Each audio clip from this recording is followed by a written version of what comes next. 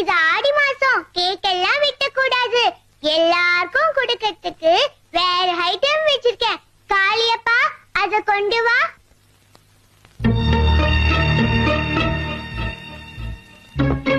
என்னையா இது?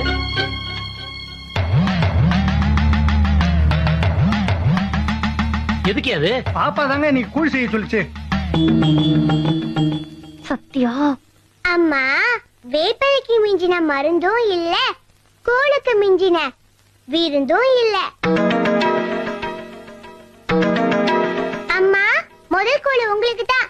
இங்க வாங்க.